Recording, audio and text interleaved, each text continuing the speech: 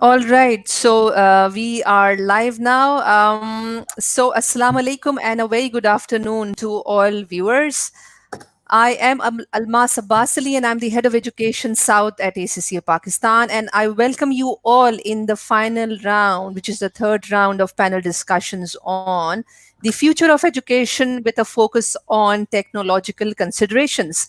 I am indeed honored to be joined by three distinguished panelists, which include Sarah Concoran, and I'm happy to share her profile with you all. Sarah is the Director of E-Assessment Transform and E-Delivery. She is responsible for ACCA's overall digital assessment strategy. She is passionate. This hang on for a while. Yeah, so she is passionate about the ways in which technology can help transform both learning and assessment practices and have a real impact on a student's learning experience and future performance in the workplace. Sarah has written numerous papers and articles about trends in the application of technology in assessment and learning and has presented them at conferences around across the world. In 2000, her team was awarded the highly prestigious European Academic Software Award for an innovative multilingual assessment and learning software package. Prior to her current role, Sarah worked for Cambridge Assessment, Europe's largest assessment provider, where she held several roles, varying from customer services director and head of transformation.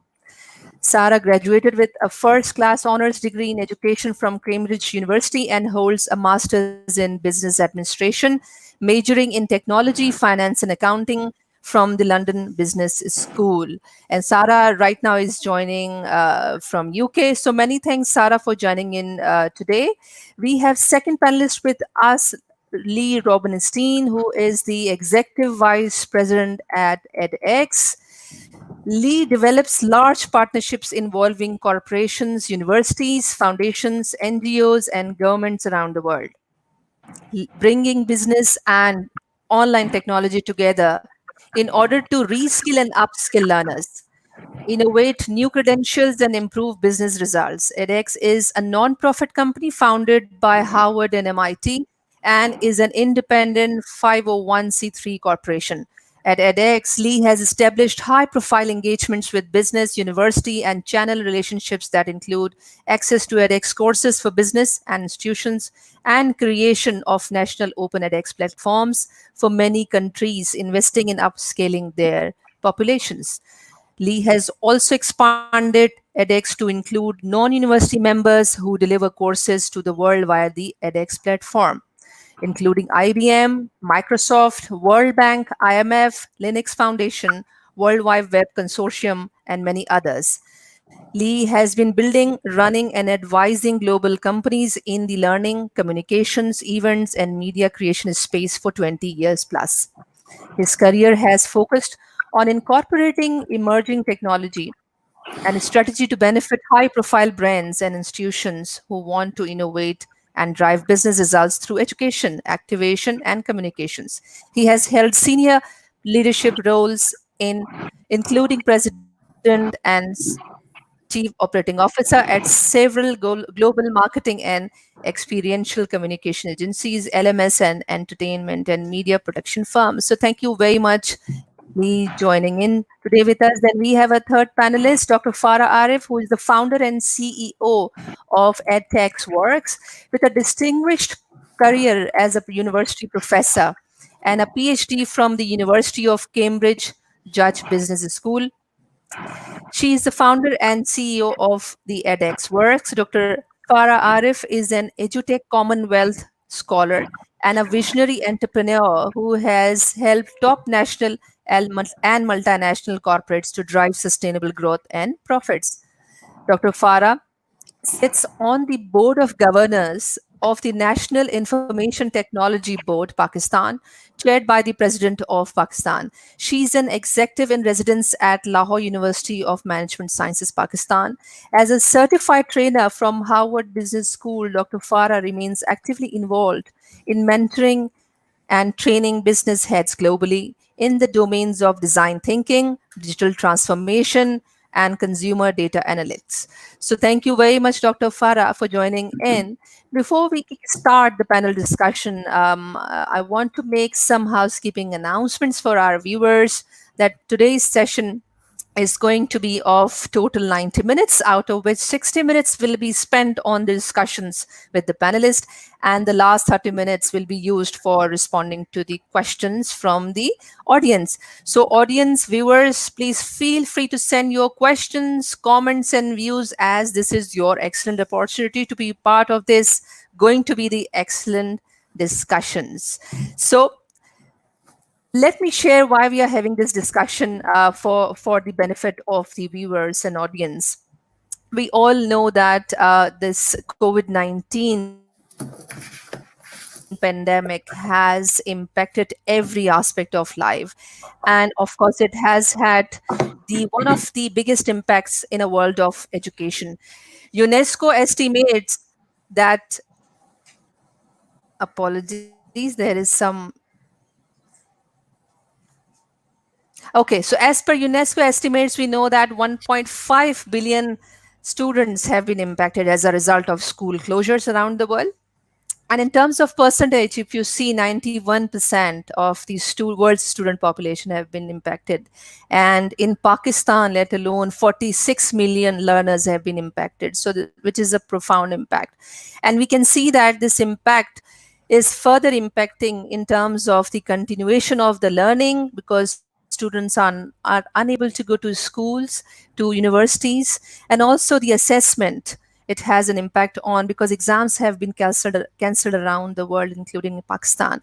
And what is it doing? That it's also delaying the overall process for the graduates to enter into the workplace. So therefore, we can see that this is the right time to have such discussions, because we do think, and I strongly think, that it also gives us, this pandemic also gives us the opportunity in a form of discussing the rethinking and redefining of the overall education, not only during COVID-19, but also for the future generation. So therefore, this session aims to talk about that, especially what are the considerations in terms of the technology which has been helping in the time of the third industrial revolution, and which is not new, but how we can more leverage the available technology so that we can continue the learning process and assessment process, and of course the entire journey of the human capital development, which are going to be absorbed by the employers, by the businesses, by the economies around the world. So with this, I would request Lee, first of all, since Lee, Edx is a massive open online course provider. Can you please share with us that what are the more recent trends in online learning you see? And do you see that there are any shifts in the learners' preferences in terms of their aptitude toward the online learning? Thank you, Almas, and please let me know if I go on too long about this. And it's a pleasure to be with everyone today to discuss this topic. First, let me give you a very brief overview of what Edx is for those of you that are not aware. In 2012, Harvard and MIT decided that education should be a right and not a privilege. And because of the high quality of their courses and their global brands, they created a new kind of platform, which many of you may have heard referred to as a Mooc platform. What is a Mooc? A Mooc is a massive open online course. Massive because millions of people could come and learn at one time. Open because anyone that has a desire to learn any subject can come into the course with no requirements. There's a free track for anyone that just wants to learn, which we call an audit track.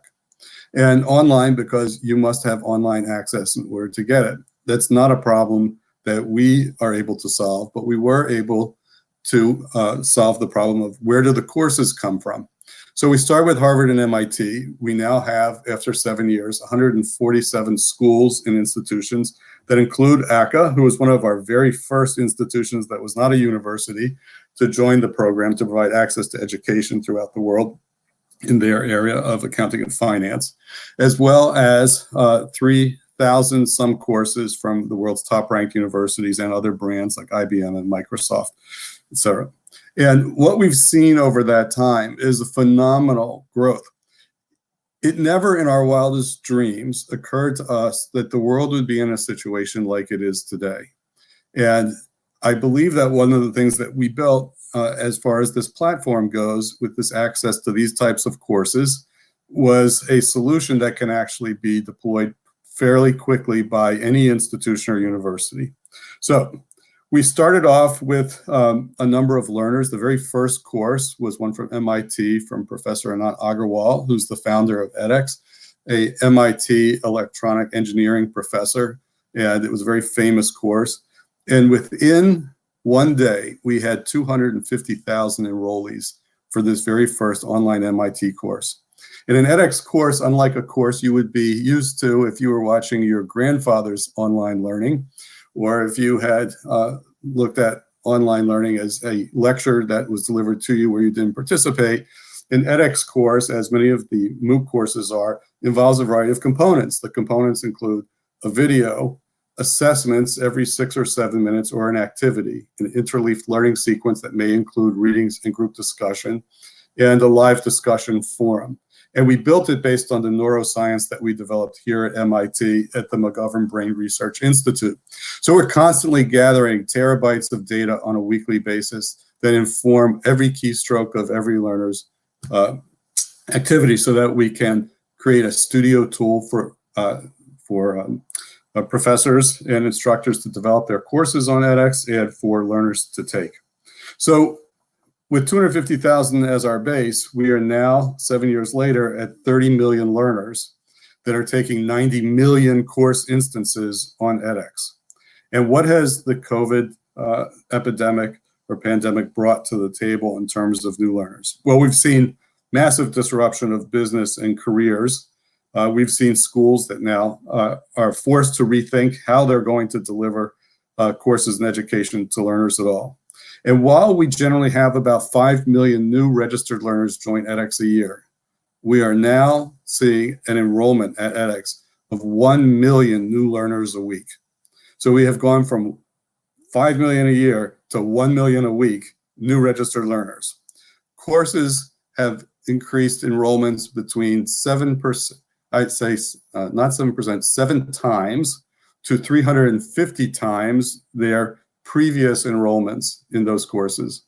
And interestingly enough, while I would think that perhaps some of the courses in the most high demand job areas would be the most popular: computer science, analytics, CS, AI, business and finance.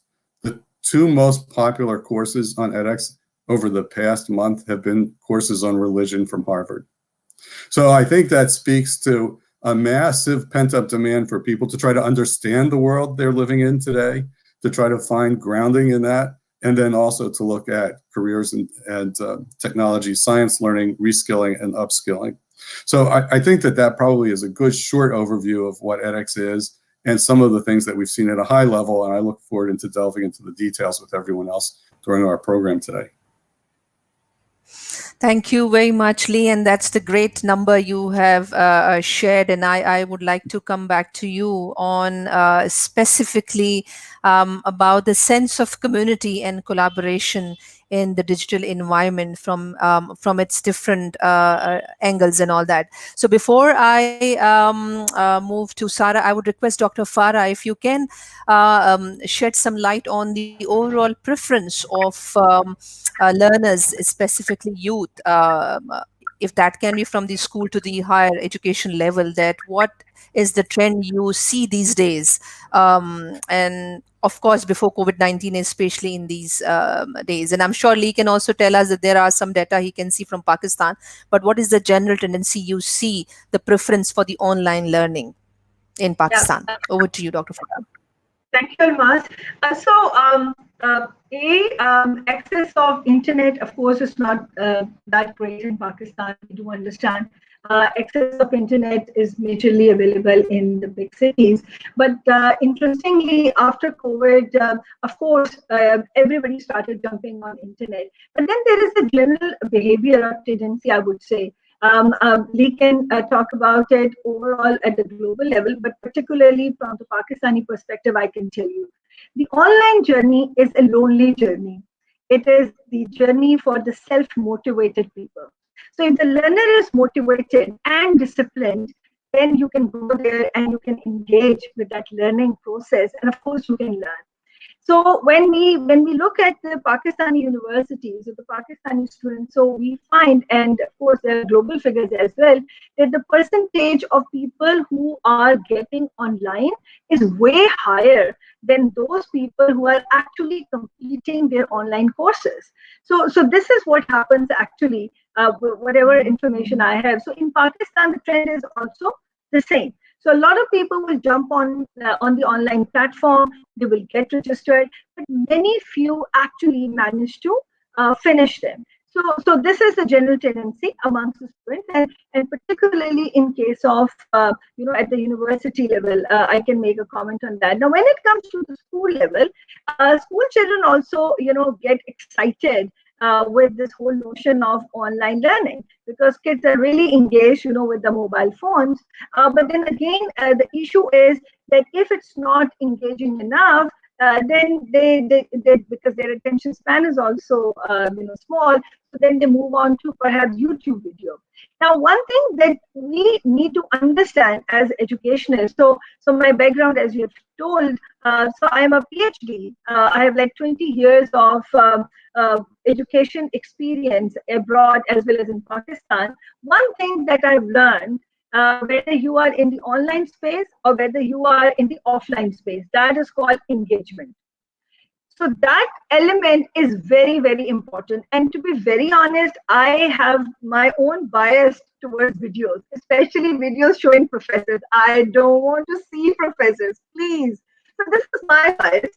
I might be wrong, but this is what I've seen the young people, they don't want to. And what do they do? They just listen to the voice rather, instead of looking at the people. And the whole notion actually of developing my own company was this, because I'm a huge fan of online learning. Why? Because that is scalable. And as Lee correctly pointed out, that millions of people can get advantage of one person's effort at one point in time. So if you really want to scale the education and high impact education, there is no other way other than Mooc, other than online space. But then the challenge remains whether that is engaging enough or not. So when I started my journey, the whole challenge was that because of my own bias, I'm not a great fan of videos. So I just thought about it, that how can you then make learning experience more engaging? One thing that I found out, that why don't we bring hypermedia content in our learning process? So just imagine you have video content, then you have animations, then you have video graphics, and then you have moving graphics. So the moment the learner jumps on the platform, actually the learner is playing with technology as well, and the technology has the power to engage the user. And I agree with Lee that, and this is called the micro learning process. So you divide the whole chunk of, let's say, whatever the module is, into small learning modules.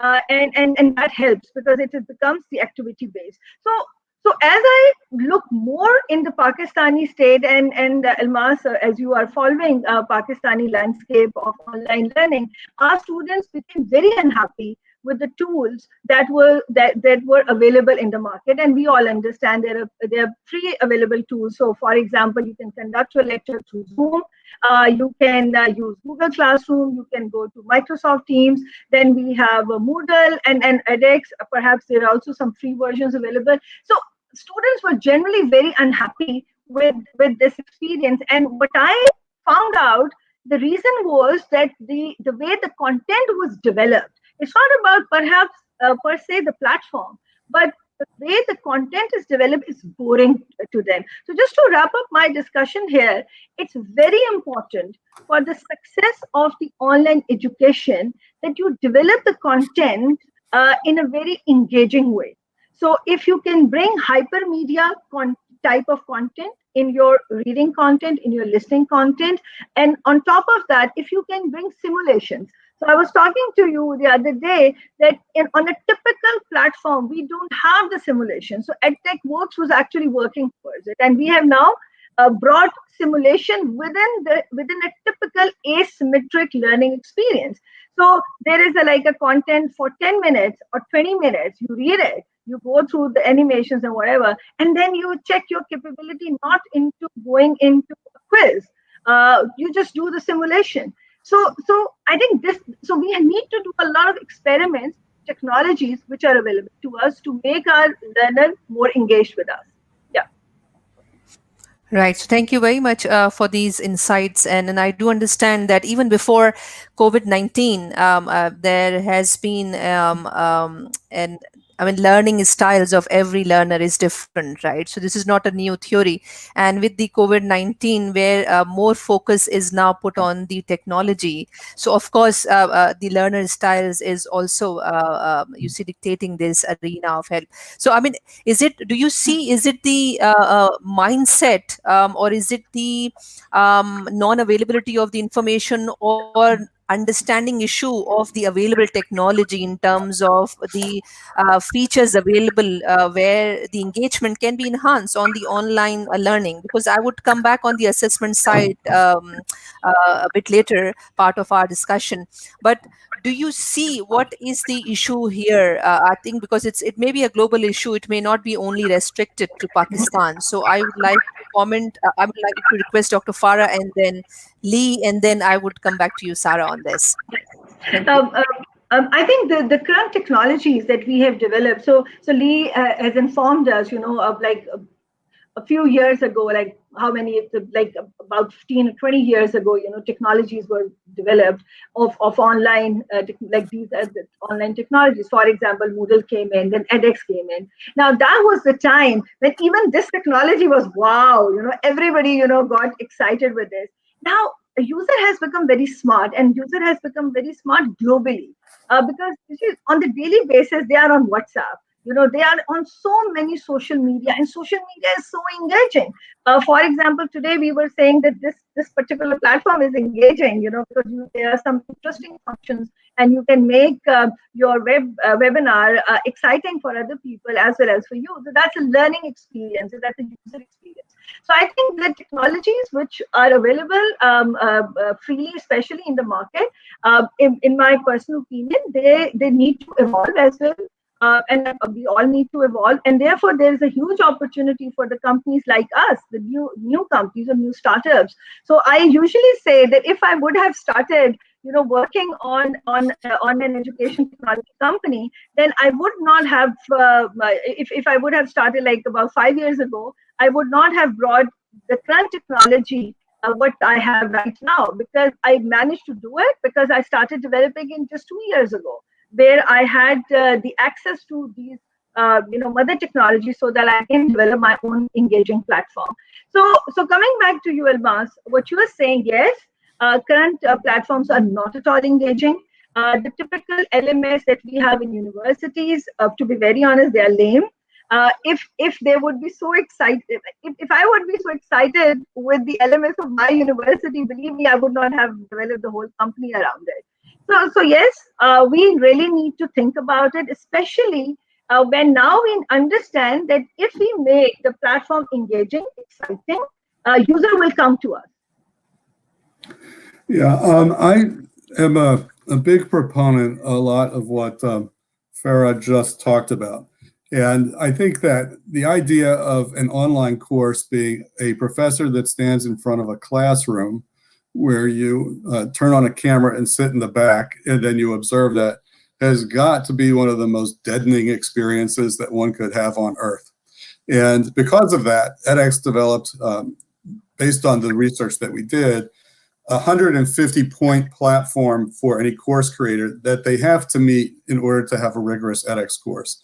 The inclusion of graphics and animations and lab types and AI and different types of assessments, of which in Edx, in addition to 50 assessment types, we also have 50 different labs that the students can do. We want them to have hands-on interactive experiences. And to just give you a short story about how students think about sitting in front of the professor speaking, here at MIT, after a couple of weeks, no one shows up to class. All of the courses are available online, and they watch them in their dorms between midnight and 2 a.m. And if we ask them, why don't you come see the professor? They go, I can go online and have an answer in 2 minutes from 10 qualified sources versus trying to make an office appointment in order to see you. And so by providing the different lab types here and a way for the student to watch a course by actually looking at the transcript and clicking on the word that they want to go to, they have a very effective experience. And actually, after a little bit, almost all of them listen to the professor at 1.5 to 2 times speed, because you can adjust the speeds at which you watch the videos. So they want to get to the learning as fast as they can, and we understand that. In order for them to create a memory with that learning from a neuroscience perspective, we need them to connect what they learn to an activity, and therefore you have to have continuous assessments that let them apply the knowledge. Now, in terms of online learning, one of the things that I think that we would agree with is that the best solution is going to be a hybrid learning experience where a student can get their lectures online and then apply the knowledge in the classroom, where they can do case studies and questions and answers. The results from what we test are much better than students that learn simply online or simply in the classroom, almost always better than the classroom. The problem that we have with most universities that we have to address is that they don't necessarily all have the level of competency from a professor's perspective in all of the latest, most trending areas. And so we can equalize that, because everyone can take the MIT course on supply chain and then work on local problem sets and applications with a local professor. In fact, Edx has just signed a deal with the HEC in Pakistan as part of their COVID-19 response to provide 5,000 seats in over 550 Edx courses for free to every university on the planet. The HEC, for the 150, 60 plus public and private universities, has signed a deal for the entire country, so that between now and June 30th, any student that wants to register that is part of a university in any of these courses can do so for free on Edx. So we don't want cost to be a barrier, but we do understand that online learners need to learn how to take an online course, just like teachers need to learn how to teach with an online course. So we've made those courses available on Edx as well. And I think that it's a good experience because learners are required to be self-paced in that regard, and they're responsible for their own compliance with and persistency in order to take and finish a course. And it brings us to something that I want to be able to discuss later. One of the major breakthroughs that we have to make with government and business is to understand the rigor of these credentials, and the kinds of students that complete them is equal to the students that have gone through university to come up with similar credentials. These courses have been specifically designed in many purposes in order to apply someone with the skills to reskill, upskill, or have an entry-level or middle-skill job in the most in-demand fields where it's hardest to find people. And whether you come from Pakistan or you come from Nigeria or you come from Mexico or the United States, if you all were able to pass Stanford's course on data analytics, then you all have a base knowledge that an employer can count on. So around the world, what we're seeing right now is an awakening.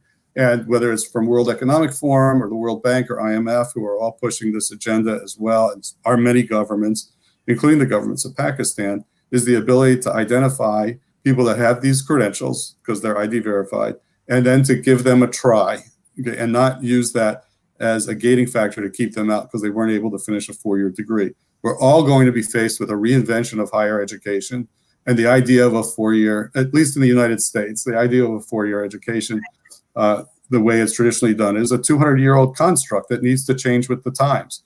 Students don't need to wait till they're in college in order to experience the very first courses in any of the most hot topics that are going on worldwide today. They can start anytime they want. They can come to Edx, they can come to other platforms and do that.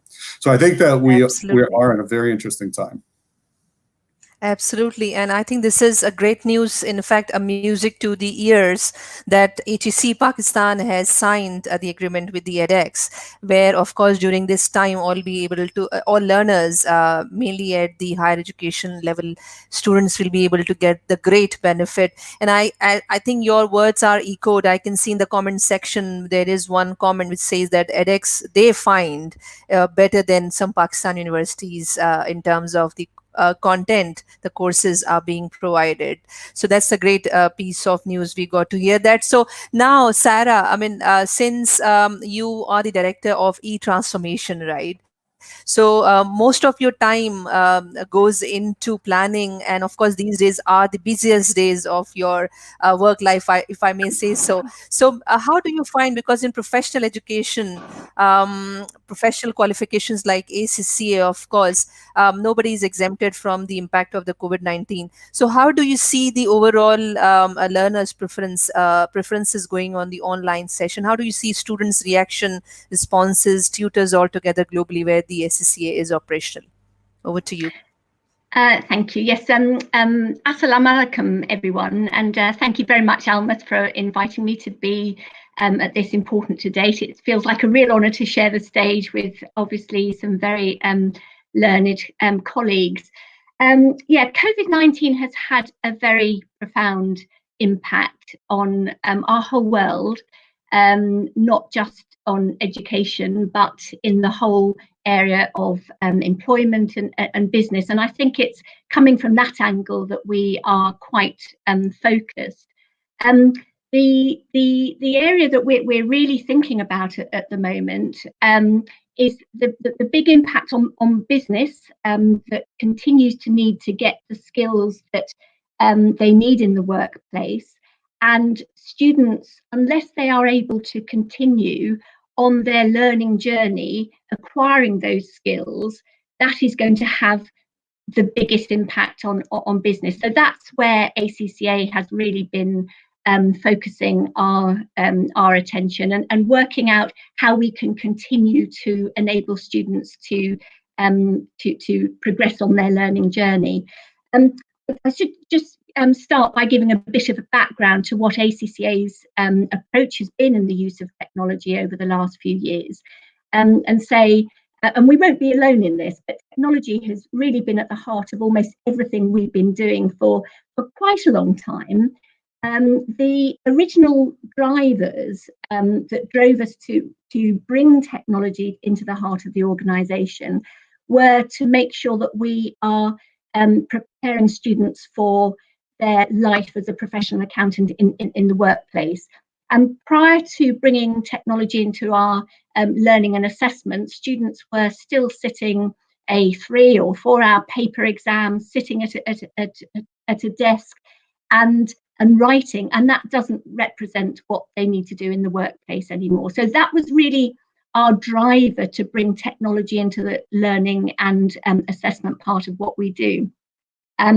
We've been investing in technology and assessment since, I think it was 1998 that we introduced our first computer-based exams.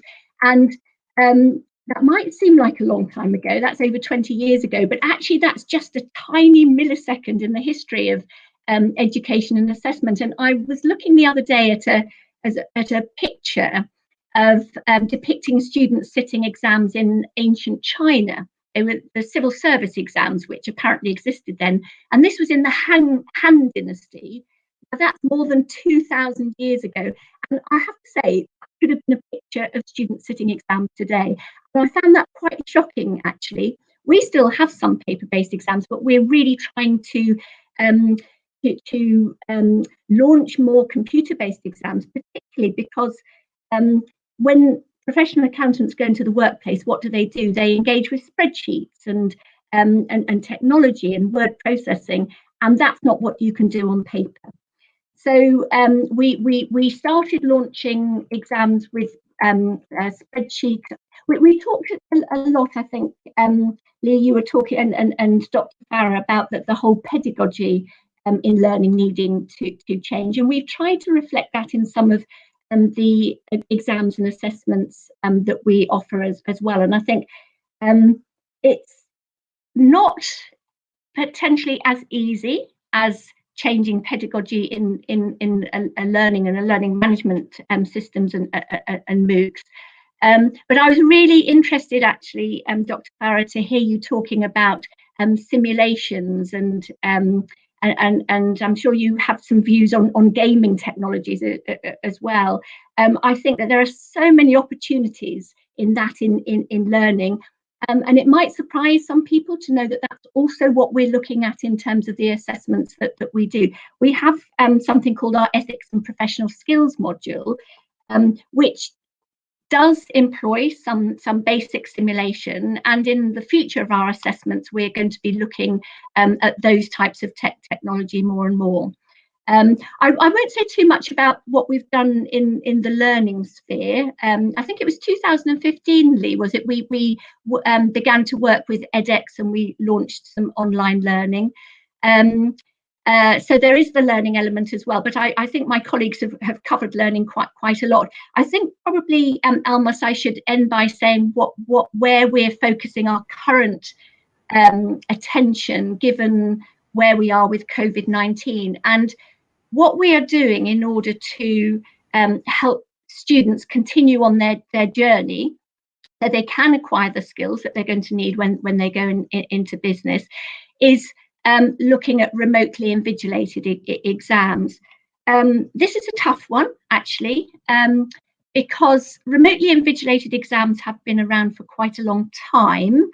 We've been keeping an eye on what's happening in this space for a long time.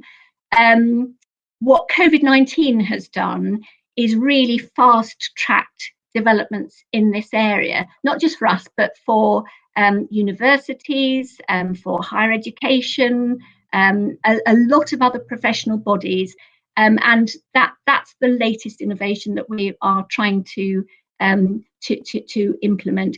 And I guess, although we've had to do this as a response to COVID-19, I don't see that as a bad thing. Going back to the point I made about the picture of China and the Han Dynasty and how slowly education innovations happen, I think sometimes major disruptors like a pandemic can lead to major innovation. And we saw that in the Second World War with the introduction of computing. I think if it hadn't have been for the Second World War, we might not be sitting here with computers today. So we're seeing this as a positive. The disruptive forces of the pandemic, and a lot of organisations, I think, are looking at remotely invigilated exams. So I think that's the focus of where we are putting our attention at the moment. Yeah, so that's great to know that. I'm sure it will be great for the audience to know about it as well. So I would like to ask Farrah here is that what in your opinion for the online assessment so far you can see, what views you may have heard from the parents or from the academia, what they think about the technology, using of technology when it comes to the assessment, because we know that exams are institutions are unable to take the exams, right? So they are looking into different methods of assessment at the same time, but majority are sort of requiring people to physically come and then have the exam. So what are your thoughts from the Pakistan's point of view? I think Sarah made a beautiful comment about the Chinese, like such a traditional picture, and we are still following it. So I think it's high time for the institutions to also think out. I won't say out of the box, because I find it like this is like intuitive thinking. So, for example, what we are checking the students for, when everything is available on Google, and you will all agree with me. Like, for example, all the accounting standards are already there available on the Google, isn't it? So what we are talking about is the critical reasoning skills, of a learner. That's what we are talking about. So there are two issues which we are facing right now in Pakistan. The first issue is the control issue. So traditionally, the professor has this control, the institution has this control, and you will give a student a task in a very, in a closed environment, and you have to make it sure that the student should not be cheating. I would like to share this very interesting comment of one of mentors, and he said that, you know what, when the student is cheating, actually still student is learning. As they are, going into something and exploring it, actually they are learning. So I think the whole notion of learning and assessment needs to be changed. For us, to be very honest, if we really want to engage the user of this age, we have to make the assessment a fun experience for them. Just imagine you go into the assessment just to check, wow, how great I am, or how better I can do as compared to my friend. So there is an element of gamification in assessment. So I think now it's time to explore this very disruptive thought. But I think that is the thought to move forward. To be very honest, I find it so lame if I give closed book exam to my students when everything is available online through Google. To be very honest, I find it lame. Am I asking the definition of a concept? Why it's available on Google? But actually, what I'm exploring, that if I give you this case study, and when you read it, when you think about it, how will you use the concepts which we have taught you, let's say theoretical concepts, how will you use those concepts in solving the problem? So the whole assessment model needs to be revised. It needs to be, I find it lame when I give people non-analytical MCQs. Why? And I would like to share, my personal anecdote with you. It was 2004 when I requested one of the universities where I was teaching here in Pakistan that I will not teach statistics course in classroom. And the reason was, which exactly Sarah was saying, that see, these are business students. They are not like statisticians. They're not going to do PhD in stats. They're not interested in learning the formulae. Rather, they're interested in using the concepts of statistics in solving the problem. And for that method, they will be using software. So why don't you just, take them into the computer lab, because at that point in time, we used to go into the computer lab and we have, like I'm talking about 2004. So I took the whole class of statistics into the computer lab. I did all my course with the help of multimedia, and here we go. So, and just imagine, I'm talking about 2004. I'm not talking about 2020. But unfortunately, we are still lagging behind. So I completely agree with you guys that we need to be a bit disruptive with our thoughts. We need to rethink about the assessment model. Okay, that's great, and I could see there would be some inhibition or some challenges we can find, because it's also the new notion. But I would like Sarah to add on, and then I would come back to Lee. Sarah, can you also please tell us that what are there any case studies around this remotely invigilated exams?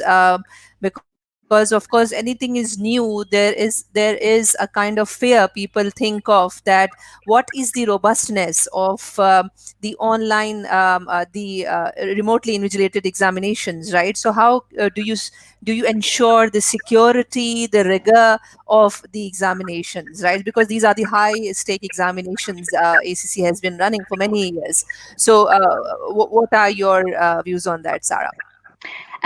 Yes, I'd love to talk at length about remotely invigilated exams. Can I be cheeky and very quickly respond to what Dr. Farrah was talking about, the new skills that are going to be needed in assessment as well? Because we couldn't agree more from an ACCA perspective, and all that basic knowledge that has traditionally been assessed, where students are tested on their recall, that's just not needed anymore. As you say, Google does recall a lot than you or I can ever do. So we published a research report recently focusing what are the skills that are going to be needed in the future. And it's not basic knowledge, it's not recall, it's the things that you were talking about, Farrah, the analytical skills, and actually a lot of soft skills as well, communication skills, skepticism. Could not agree more with you, Dr. Farrah. So apologies, Almas, for that. Just to come back to your question about remote invigilation.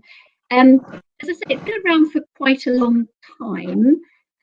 what all of us have had to look at during the current COVID environment is the extent to which it is appropriate to use remotely invigilated exams in higher education, in professional organisations. And the way we came at this was we started off by looking at the research. There are a lot of very good academic papers that have been written as a response to studying the impact of remotely invigilated exams and comparing them to traditionally centre-based exams, for example. So when we set out on this journey, we started by looking at all of the research.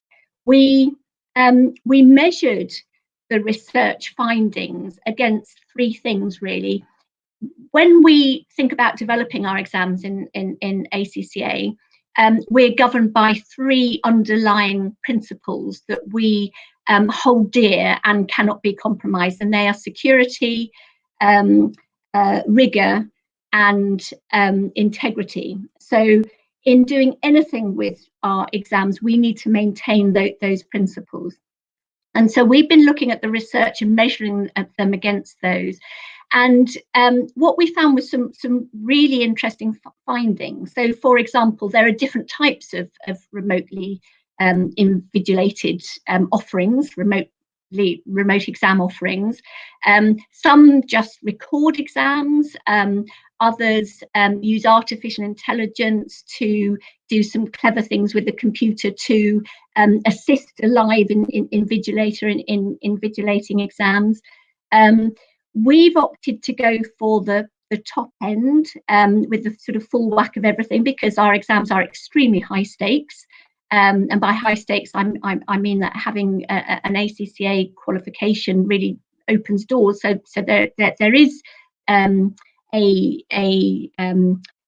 students do want to cheat in some areas. So we absolutely have to guard against that. So it's something, and Almas, I don't know if you want me to go into any detail, perhaps that can come out in questioning, but absolutely the way we've gone about this has been coming at it from a perspective of the need to maintain security, rigour and integrity of our exams in all aspects. Yeah, that's great. And I would like to request Lee by taking one of the question in the comment section we have. I think you can respond well, and then we can also request Dr. Farrah as well. So there is one question that COVID-19 continues to impact education and business.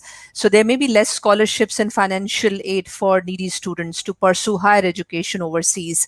So what is the overall cost, if I can deduce from her question, that having courses which are being made available by Edx in the form of signed agreement with HC Pakistan. So of course, if they want any certification, so what could be the overall cost? I hope it's going to be less expensive than what spends in terms of going abroad and getting education. So what is the overall advantage from the cost point of view as well? So let me, I want to make a couple of comments. First, as it relates to that question, the cost is zero for HEC and for the students in order to take the courses for ID verified certificates from the universities that are offering them. So you can take a course from Harvard or MIT or any of the other partners that are in the program. I believe they posted a link so that you can see what's in the portfolio. And if you register by June 30th, then you will be able to take the course at no charge at all. Now, the Edx courses, with the exception of a couple of different tracks, are not for credit. They're for certificates from the universities. That's why our overall cost of a course is between $50 and $200 generally for the ID verified certificates. We do have 14 master's programs on Edx now that range between $10,000 and $20,000. A new micro bachelor's program that stacks to a bachelor's degree that one could get completely online for under $20,000 if one was so inclined. But like ITU in Pakistan, who I'll hold up as an example, they are using Edx courses for their students in order to help them deliver a degree and a competency that they don't have staff for on site. And this is very similar around the world, where the university will give credit to the student for taking the courses. Imagine getting credit for a course that only costs you $200 or $50 or $75. And we make agreements with schools all the time to be able to do that. And we'll continue to do so in the future because it's part of our access. So cost really should not be a barrier. And globally, I think that that's part of this too.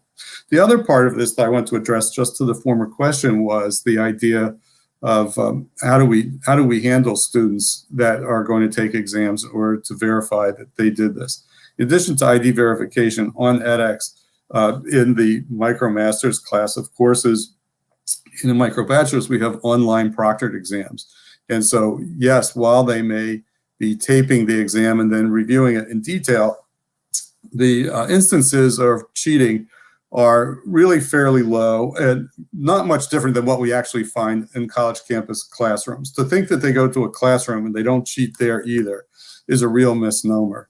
So I would say that 95% of the people that are coming to the courses want to take the exams. And in a world where it may not be possible for people to come in person at scale in order to get education, we need to rethink some of this.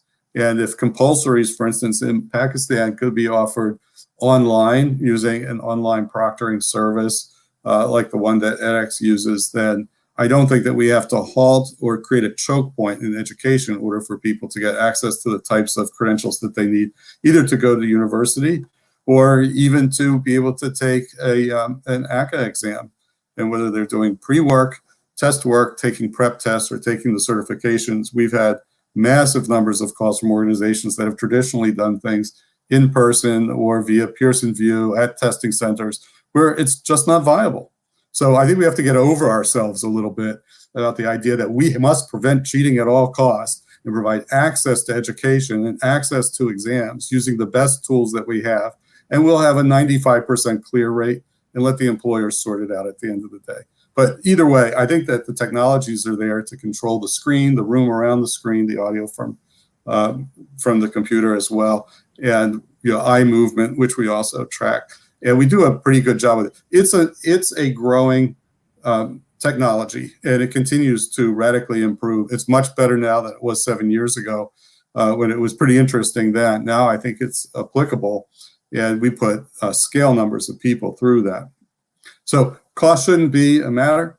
Schools should adopt and use this. This is part of the reinvention of higher education to think, perhaps 4 years is a outmoded way of thinking about education completely. Perhaps a student should do 1 year online while they're in high school, bring that to campus and be able to do 2 years in a hybrid or blended environment, and do their 4th year as an intern in a company for which they receive credit, which is part of the university, so they get on-the-job experience. The number one problem that we have to solve is that corporations, I'm sure there's some in the audience today that say, I don't care where that student went to school or how much they paid to school or how much debt they carried when they got out of school. You just sent me a graduate that doesn't know a single thing I need them to know in order to be effective in my business. And if I didn't have to pay them so much to satisfy the upside down student loan debt they carried in order to do this, and they could experiment and learn at a more cost-effective pace, then I could afford to bring them into the business and to train them the rest of the way. I don't know how many of you think that you learned 100% of what you needed to know on the job at school. I would tell you 0 on my side, and everyone else that I know as well. Pretty much we had to take what we learned in terms of creative thinking and problem solving and apply those skills to the jobs. The other point that I'd like to make is that in the beginning with edX, one of the things that we learned was that corporations started to call us and say, can we embed edX in our learning management system so that our employees could take their courses? And we did that. And they all wanted courses on very technical subjects, which they did as well. And the students successfully completed them. A couple of years later, they've come back to us and said, you know what, having a bunch of learners that are employees that don't have any of the soft skills that are required in order to effectively work with others in business and to do problem solving, et cetera, is a big miss on our part. Do you have programs like that for professionals that literally anyone could take? You could be in high school, you could be in college, you could be an employee. But I'll bring one up to mind, Rochester Institute of Technology has an unbelievable program that it happens to be on edX. It's a 5-course series or 7-course series that covers each one of the soft skills that an employee would really need to be effective, whether they were a technical person or an office type. And I think that we should not undersell the value of having people that have learned the skills they need to work together in order to have successful experiences beyond the technical once they leave school, because of the feedback we've gotten from employers at scale. Yeah, that's great. And I was about to ask the employer's recognition of all these credentials which are obtained through the online learning and all that. So we have one question I would specifically request Dr. Farrah to respond, which is that we know, I mean, in even before COVID-19 and also after COVID-19, the starting step is not the same for everybody in the world, and including in Pakistan, whether it's the student we talk about or the institute, the government-owned, state-owned schools or the private schools, right? So it's not the level playing field for everybody to get the benefit what we have been talking about. In fact, for last 2 days we have been talking about the benefit of online learning education. So there is one question from Atya Shamez who is asking that how do we see the impact of online learning post COVID-19 in the area of Pakistan, especially where the semi-urban and rural areas where the students don't have the access to the internet, and of course it's an hindrance for them to embrace the sheer benefits of online education brings to them. So what are your views on that? Yeah. So I think most of the times, when I think about the innovation, I find out that it's just us who don't want to believe that people can do it. Because we remain in our own, we remain with our own idiosyncrasies, so we don't think that people can do it. I've requested ACCA management, and they have shared this link as well. This is a video link. It's a 3-hour-long video link of a competition, which I was conducting today in the morning from 10 to 1 p.m. before I joined you guys here in the afternoon. You know what? Students sitting or participants sitting in Layya, in Bahawalpur, in such smaller cities of Pakistan were live with me online and actually participating in a competition. So one wonders that though we have issues with the connectivity, we do understand, but still we have some access of internet or some access of gadgets, and especially mobile phone. So the technology is friendly enough and you can use it on mobile. Actually, you expand your reach by 10 times. And this is what perhaps we need to do in Pakistan. So coming back to my answer, I think it's more of our innovations. It's more of the issues with those people who are the product of traditional education. They don't want to grow out of that, the four walls kind of an experience. And just to give you another flavor of that today we announced 5 winners as well of this competition, and this competition was of entrepreneurship. So these guys were having all the experience online, but as you also said, we believe in hybrid as well. So they prepared themselves, they went to our website, got registered on this course on entrepreneurship. They did all the preparation online, and then they came offline in the competition and participated. This was the first round. And before we wanted to do the second round, COVID-19 happened, which means, we can't take you to any place and we can't conduct that competition. So what we did, because mentoring was also part of it. So we then did, using our own platform, we did mentoring online, we did the competition online, everything was done online. So my point, the point that I'm trying to make over here, that it's all here. If we can use the technology in a human-centric way, we can get a lot of benefits out of it.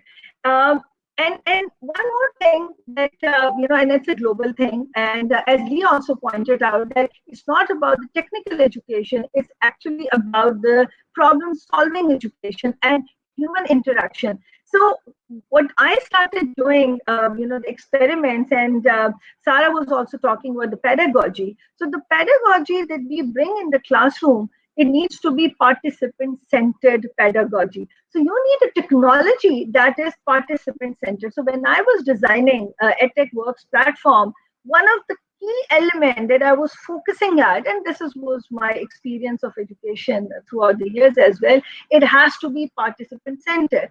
Just imagine that after going through the theory that you are doing in your own pace, then you have a case study and you are solving that case study in a collaborative way. So the least point is, and by the way, this product that we have developed is very popular here in the corporate sector. So what we are doing on the same platform where you have done your online learning, now you have a case study. And you divide the organization, and for that matter, the classroom, into different groups. And the students go there. What do they learn? They learn team building. They learn how to develop an engaging argument. They also synthesize their thoughts, and then they come to the conclusion. And as the design thinking suggests, you diverge and then you converge. So divergence actually is a skill set that we all need to develop, to become critical thinkers. But then we also need this convergence for making us a better team player. So technology can be used in such a way. So my whole point over here is that the need of the hour is to bring interventions at three levels. A, which I believe is a very important intervention, that is that we really need to rethink about the engagement with the student. It's not the traditional engagement anymore. We need to rethink about it. The second thing, we also need to rethink about the content that we are providing to the learner. And the third and the most important that Sarah was also talking about, it's the assessment. I am designing an assessment for a financial institute actually. And what we have, what we have suggested to them, just don't make, a 3-hour long examination. You divide the examination into smaller chunks. And you will be able to reduce the cheating cases as well. And you will be able to engage with the students. So it's all, and make it like MCQs based, case study based, short answer questions based in the same environment. And as Ali was talking about, that's exactly what we have brought in on our platform. And this is what we have developed here in Pakistan. Everything was developed here. So the whole video can be made. So you can see the recording later on. There is another technology that, there are like random pictures are being taken of the students. So you can also see, and we are using AI on that, whether the image is different from the previous image or not. So you can flag, whether the person was sitting there or not. So you can bring technology, and this is evolving. But the most important thing that we all need to focus at is the mindset of the people. Yeah. And, this is also important to highlight here, since I belong to the northern areas of Pakistan, the mountainous region, and I often go there. There is a sheer issue of the connectivity, the internet. And these days in the COVID-19 scenario, what is happening that with the mask on, tutors are giving the books to the students so that they can read, because they do not have the internet connection, because that is something the has to be provided from the support of the government and from the support of the institutions, which can make the all infrastructure and ecosystem so affordable for the students. So one is about the internet, affordable internet making available, and also the devices, because if one household has 4 children, so how to afford the laptop, or are we saying that on a cell phone the entire education tech can take place, and also the assessment. So I think there is a need of the time to look at the issue at the country level, where the UNESCO has also launched the global coalition. But I think there is a dire need at the Pakistan level to make that coalition workable by bringing all important stakeholders together. So make it possible for every student out there in Pakistan to use the internet and get access to the brilliant stuff available. So now with that, I would like to ask Sarah that how you feel that the success, can you share the successes which ACCA can, with the years of time, leveraged in terms of different alliances, whether it's educational, whether it's professional ones, and then making it possible that not one can do everything with its own strength, by combining these strengths of all stakeholders and getting benefits to the student any part of the world. So your thoughts on that? Yeah, Almas, you're so right that I think any organisation can only do so much working independently. There's a phrase, isn't there, that the sum is great, the whole is greater than the sum of the parts. In terms of learning, a really great partnership that we have has been working with Edx and Lee's organisation. The driver there was to bring education to a wider audience, because not all of our students are able to get good quality education via a learning provider. And as Ali's been talking about, the quality of online education through Edx, we've been really impressed with the capabilities of the technology. So that was the driver there. We have students across the world at ACCA. And as I say, we really want to be able to give all of our students access to good quality, high quality education. So that's one of the partnerships which has derived, from which we've derived real benefit. Another one that I would mention in terms of the assessment side of things, we work with a couple of organisations who themselves are specialists in technology and assessment. So we work with Pearson VUE, who have been in the field of technology and assessment for a long time. And that's meant that we have been able to achieve some of our goals in the design of the assessments quite quickly. I will sort of put in another pitch for the fact that what we do now, we've been innovating over the last few years. So having assessments that look at spreadsheeting and including simulations, for example, that they've been great. But we are looking to the future as well. And Dr. Farrah, everything you were mentioning about more bite-sized, different types of assessment, there's some really good, exciting stuff going on there.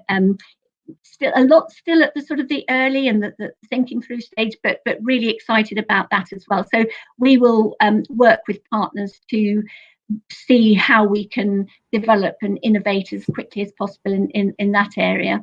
And then in the and as I say, it is a response to COVID, that what we are doing is our current innovation to bring exams to all of our students. Again, we're working with partners there who already have the technology. ACCA is a technology organisation. Obviously, we work with technology providers to deliver what we feel that we need from that.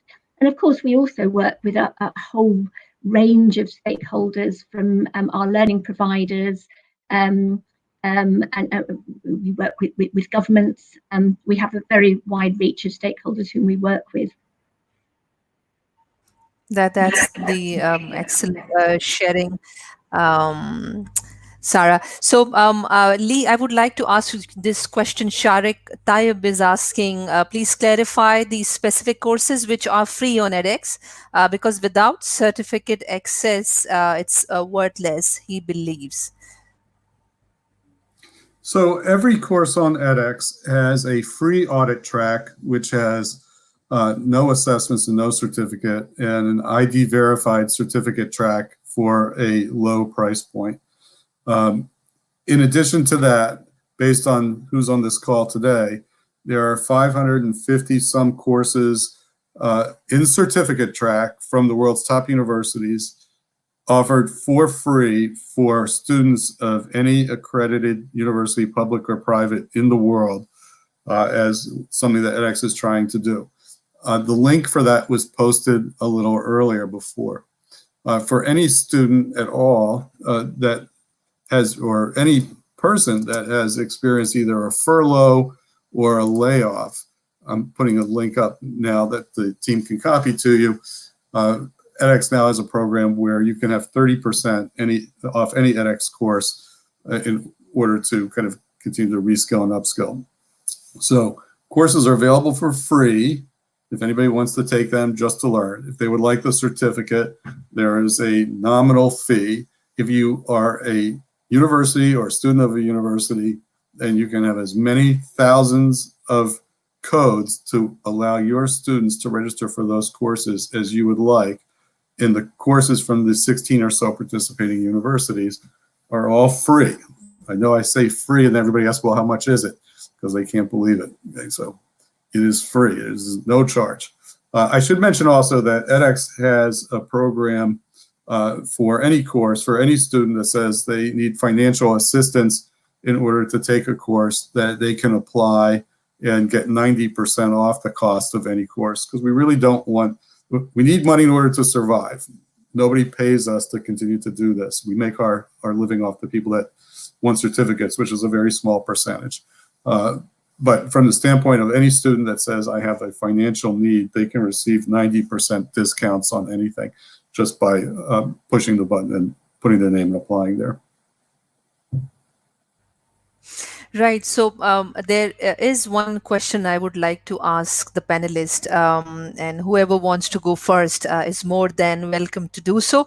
So we see that employers asking about the set of professional skills, core skills they want to see in the human resource which they want to recruit for their company, for growing their businesses and for growing their wealth, and also for personal development. So how do you see the online education contributing to this emotional intelligence which has been required, and obviously in the COVID-19 scenario, which is, I believe, more and more wanted by people in their own life and by all corporations and businesses.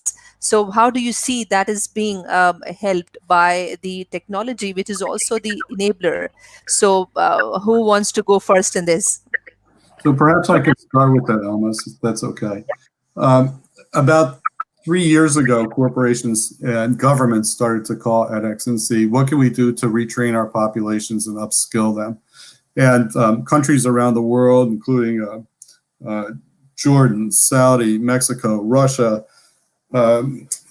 France, Korea, have all taken the edX platform and used that in order to provide access to edX courses to their populations. Another 750 corporations have taken the edX Course Discovery API and embedded it in their LMS systems. And we curate for them the courses that will exactly address the needs that they have in order to develop that workforce. Some of them subsidize those courses for their learners, some of them don't, but any methodology that they want to use in order to be able to distribute access to those courses is available as a service that we provide. We don't charge them anything for the integrations. They only have to commit to doing a small amount of ID verified courses for their learners. And most of them are using this as signaling devices about which employees they would like to be able to promote in the future, or to help repurpose into jobs that they will require but don't have enough candidates for, versus the areas that are going to be replaced by AI and robotics in this, the fourth industrial revolution that's driven by technology that's going on today. So there are lots of solutions for that on edX. Also, people can write me. I'll be happy to point them, as the site has been divided into different course subject areas, including the ones that you just mentioned, so that they're easy to locate and find for any corporation that's looking to do that. That's greatly. So Dr. Farrah, you would like to go ahead? Yeah, so as I'm working with corporations here in Pakistan, the biggest problem is that the learning has to be contextualized. So, for example, when we do corporate trainings, and if I'm using Harvard Business School case study, or if I'm bringing any example from abroad, there's a huge issue. So the learner says, "All right, how I'm going to relate to that?" So the education, so technology is one bit in which there needs to be interactivity. So the biggest problem of the corporation is that whether my team can work together. Do they really have the capacity to listen to each other? And as I was saying, the divergence and then to convergence. So technology has to be designed in such a way with these pedagogical elements embedded into it that as they are in the online space, and as Lee was also saying, blended space, they can also learn this. But then there is a second component attached to it, and that is the local content, intelligently developed local content. Now, we are a technology company where we have our platform, which I believe is one of the most cutting edge interactive platform. But at the same time, we develop content because we also understand that without content, your learning cannot be optimized. So we develop content with the professors, with the local professors. I invite local professors and I work with them. I develop their theories, their lectures. But at the same time, I also connect corporate with these professors because their theories are useless for me, when I'm training the workforce, unless I don't bring the local context into it. So this is the way we are trying to develop the workforce. And interestingly, the more I work around it, it's not just the need of the corporate sector. Actually, it's more of the need of the educational institutes. As Lee was saying, when the students go out, they're not at all relevant to us. Why? Because they don't know about us. And I also completely agree with Lee, and universities need to think about it. About like 4 years ago, I started talking about this that the master's degree is obsolete. Nobody would be doing master's degree, and you guys know what is happening with the MBA programs and the master's degrees program across the world. Why? Because master's degree you don't need if you have a good undergraduate degree, because it's a matter of upskilling and reskilling, and that you will do with the courses like which are available on Edx or which are available on our platform, which has local contextualization. So nobody would be interested in master's degree, and we have seen it. Now there is a time where people would be interested in the bachelor's degrees as well. Why? Because 4-year bachelor is very expensive. Even in Pakistan, this is out of reach of many of us. Most importantly, with reference to the workforce, perhaps you will not be surprised, when I hired my team members, and I'm not exaggerating, I knew from where they are coming, like which degree program they have done. I didn't ask them to submit their transcript PDF. I don't care. I have given you the task. If you can do the task, you are here. If you can't do the task, just get out of my sight. I don't have time to waste. So the future of workspace workforce is moving like this. I don't care whether you have even completed your undergraduate program or not. If you are smart enough individual, you are more than welcome to join my organization. See, Google is doing it, Amazon is doing it, Facebook is doing it. There's a list of progressive companies across the world which are doing this. And this trend will also come in Pakistan. And let me add one more thing, because workforce becomes expensive. If you are a graduate of a top university, you are very expensive. Now, being a business, I can afford an expensive resource. However, platforms like us, Edx, ourselves, if we can provide the learning experience, a good, relevant learning experience, then we will make these young people, the learners, more relevant. Then they don't need to spend like thousands of dollars to pay their university fees and then, then go. Yeah. So I'd like to just add a comment to that if I can. I don't think that quality universities are going to go away. And it's the greatest experience a student can ever have if they can afford to do it.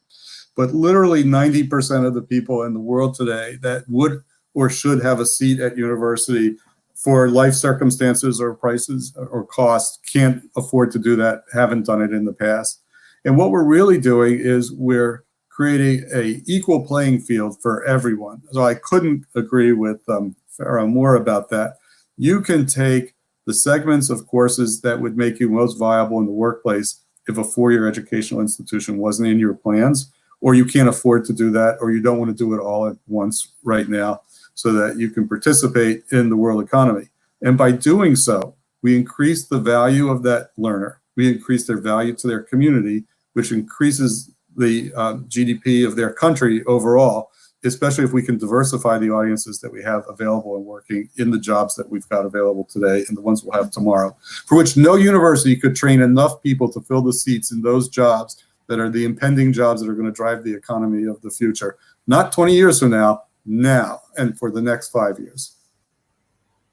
Yeah, and sure, go ahead, Sarah.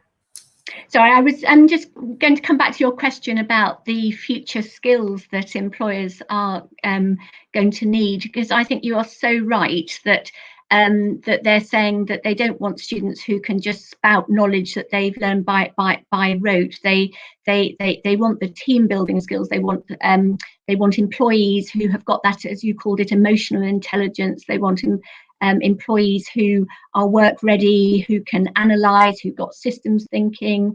And we did some research a few years ago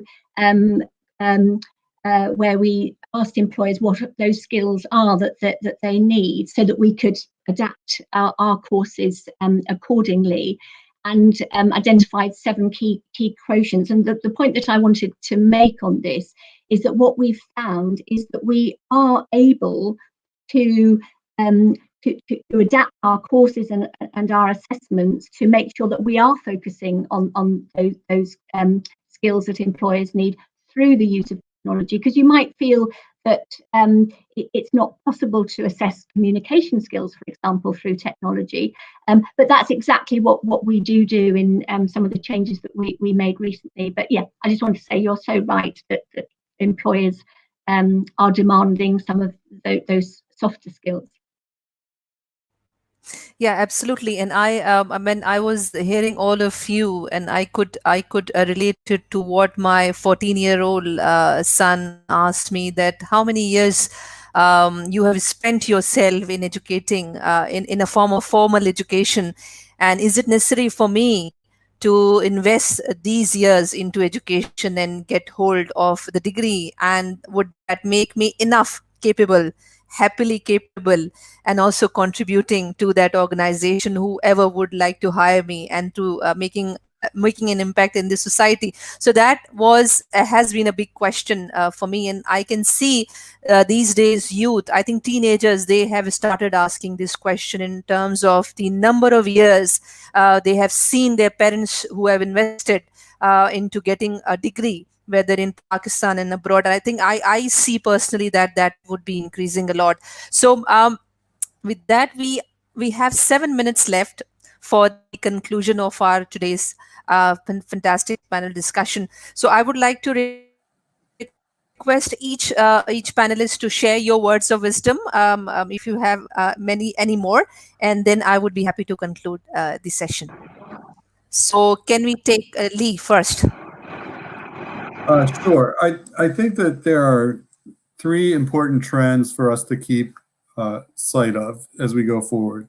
One of them is modular education. The idea of a long string of courses that leads to a degree that are uninterrupted is really a bygone concept. Learning should be modular, it should be short, it should address the needs of the learner, it should be able to be accessible, and it should be stackable so that you can stack it into the credential of your choice over time. I think that education is also omni-channel. So just like you were able to go to the movies, but now you can watch on TV, or you go to a hotel, or now you can own your own B&B, you can go to the university, or you can educate as part of what you do on your own. Universities aren't stupid. Universities understand that the business model of the future is to have a lifelong learner that needs to continue to refresh what skills they've got in order to be relevant throughout their careers. And so that's worth a lot more than just thinking about them as a 2-year or 4-year student that is then done. And so if we keep our eyes on that, and we're open to change and to the new vision of education that's now driven by things that are happening within our societies as a whole, I think we'll be successful and come out of this with a more inclusive population where everyone has access to the learning that they need to be successful to whatever degree they want to be successful. Yeah, absolutely. Thank you very much. So can we ask Sarah your comments? Yes, I would like to follow up a little bit on that, actually. Two things that we've talked about. Lee, you talked about the need to change the whole paradigm of education, the whole conceptual framework. And I completely agree that big change is needed. I also think that we will need to bring with us the people who recognise education, and that's governments. And I think sometimes governments can be a bit of a big ship to turn. And the other thing that I think we need to get government backing behind us. We've talked a lot of, actually we haven't talked that much, but Almas, I think you mentioned it, some of the issues to do with connectivity in the digital world, that will rely on governments as much as business to support that, particularly where Dr. Farrah, you mentioned mobile is very accessible. I think not everything can be run on mobile. It's great where it can, but get governments to commit to really good broadband across the world, I think, is the other thing that we need government backing for, as well as helping us change that paradigm in assessment that you so eloquently referred to, Lee. That's great, Sarah. Thank you very much. And Dr. Farrah. Yeah, so I completely agree with Lee. It has to be modular. It has to be engaging. I agree with Sarah. Government has to play its role. Otherwise, and you know, the provision of technology, the provision of the gadget, this is important. And when I was designing the technology, I was literally thinking like this: that all right, if the internet speed will go down, will the technology will work or not? And therefore, interestingly, the platform is also can be developed, and I'm sure they are developed, like ours is developed in that way. So it works offline as well as online, because to scale it up, you know, to reach to the places. So, for example, as Almas was saying, that you know, internet is not that stable, which is fine because you can download. It's still cloud-based technology, because I'm also a believer of the cloud, like cloud-based technology. But cloud-based technology with the provision on offline and online, I believe is the future. However, guys, I'm gonna talk about something which is like kind of disruptive. Not disruptive as such, but from the Pakistani perspective, it's very disruptive. You will be surprised to know that when we look at the global statistics, for example, in Germany, for example, in Malaysia, we come to know that 2/3 of the high school students, they go to TVET education. In Pakistan, TVET education has not even a significant percentage. So everybody would like to go to college education. I don't know why, because there are not many jobs around there. So any country, so particularly from the Pakistani perspective, the model of education has to be evolved around technical skills, which we understand is for TVET education. And I believe ACCA is also like kind of technical skills. And of course, a student who is a high school, if a student has completed his or her high school, they can, you know, can register with ACCA education. Now, think about it. Now, that is the future of learning, as we are saying, because Almas son, I'm telling you, he's not going to spend years and years in university, because these kids are impatient as well. They want the results there and then. Now, what I look at, and I'm pushing my agenda here in Pakistan, and a big time, there are three things that we need to do. A, we need to focus on TVET education. That is the need of the hour in this country. We don't have the jobs to offer to the undergraduates who are like in coming out in thousands of numbers. When you do TVET education, that means you engage. And by the way, in Pakistan, the TVET education starts not after actually high school. It starts after the 10 years of education background, which means in Pakistan it's called metric. Even 2 years before the high school education. I have been working with TVET students here in Pakistan. They are simply amazing. Today, the competition that we were having, the top position was grabbed by the TVET education It was the Punjab TEFTA student group. They have managed to get the first position, and by the way, they are competing with the top-notch students from across universities. So the future of learning and the future of Pakistan lies there. So one is like push the agenda of TVET education, not the classic school education. Nobody is interested there. Believe me, nobody. The second thing which is very important is apprenticeship. So Almas son would be so much interested that I have done my high school and I have started doing, some, let's say, online education. Now, if any employer can engage with me in terms of apprenticeship, and these kids have become so smart that and believe me, they are, because I have also 18 years old daughter. The kind of arguments this young lady is making, I started developing when I was like out of my MBA program. So this is the gap which is coming. So I think we need to rethink about the whole model, especially with context of Pakistan. So government needs to push we need to push the agenda for the government. Thank you. Absolutely, absolutely. So thank you very much, and we are now on that time. It's 5:31. We have spent our all 90 minutes with your all generous comments, with your all generous insights and wisdom. And just to conclude that what has been coming out for last 3 days, and the prominent takeaway is that the connectivity issue in Pakistan, of course, needs to be looked into very closely and fastly, because this is the time where the wealth of information in the form of courses can be accessible to all these students, whether it's school and universities in any part of the world.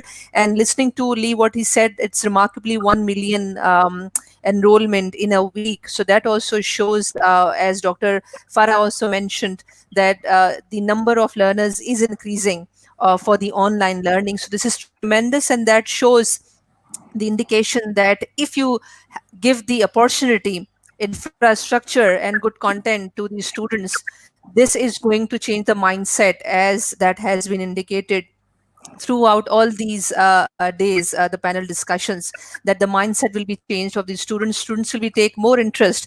And as Lee also mentioned, that hybrid learning would be the need of the day, and we can see that by the time we are through this COVID-19, of course we will be taking the advantage of both the face-to-face and the online learning. And Sarah, you mentioned quite beautifully that there are solutions available not only for learning but for the remotely invigilated examinations. It's just that we need to collectively in the ecosystem come together and build on these strengths, as Lee mentioned, that Edx has provided in the form of excellent wealth of the learning material in the collaboration of universities and alliances ACCA has been creating, and of course the in Pakistani context, which Dr. Farrah has mentioned. So with that, I'm very much optimistic, like all the panelists have been optimistic, that we'll be making changes, the required changes for the youth in future, because I do believe, and I'm sure you all do believe, that the future of education